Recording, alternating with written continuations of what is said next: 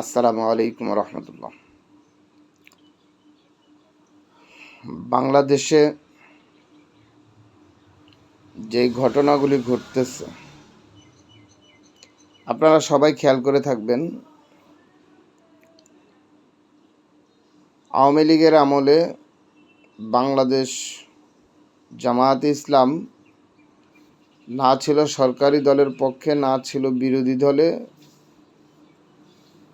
তারপরেও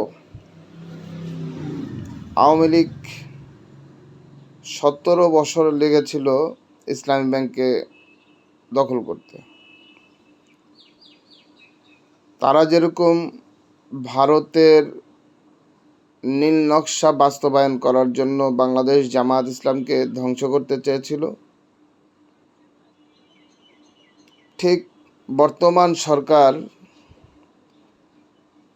3 মাসের মাথায় বাংলাদেশ জামায়াত ইসলাম বিরোধী দলে থাকা অবস্থায়ও, সংসদের সদস্য থাকা অবস্থায়ও বাংলাদেশ জামায়াত ইসলামকে ধ্বংস করার জন্য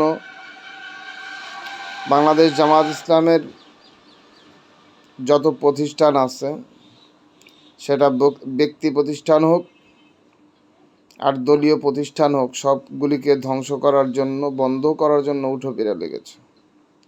কিন্তু দুঃখের বিষয় হলো,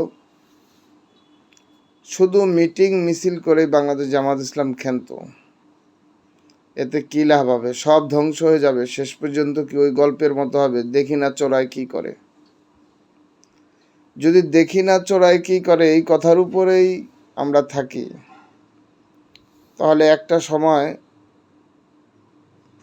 দেখা গেছে আমাদের বাংলাদেশ জামায়াত ইসলামকে ব্যান করতে পারবে না, গায়ের জোর দেখাতে পারবে, কিন্তু সাধারণ কর্মীদের জন্য অনেক কষ্টকর হয়ে যাবে। বাংলাদেশ জামায়াত ইসলামের প্রত্যেকটি কর্মী শহীদি তামান্না নিয়ে পথ চলে, এটা যেমন সত্য, তার মানে এই না কেউ সাইধা অস্ত্রের মুখে বুক পেতে দেবে আর এইটাকে মাইনা নিতে হবে। এটা তো আসলে বাস্তবতার সাথে মিলে না।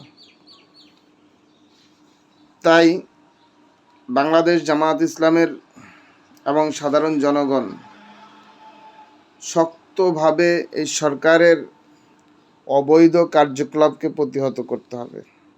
এটা যদি আমরা করতে না পারি, আমাদের এই ব্যর্থতার জন্য আবার আমাদেরকে মূল্য দিতে হবে।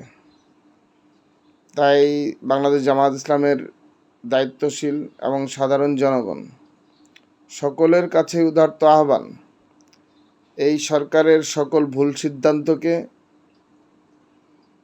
গ্রহণ করা যাবে না, প্রতিবাদ করতে হবে এবং সর্বোচ্চ প্রতিবাদ করে তা প্রতিহত করতে হবে। আল্লাহ পাক রব্বুল আলামিন আমাদেরকে তৌফিক দান করুন, আমিন।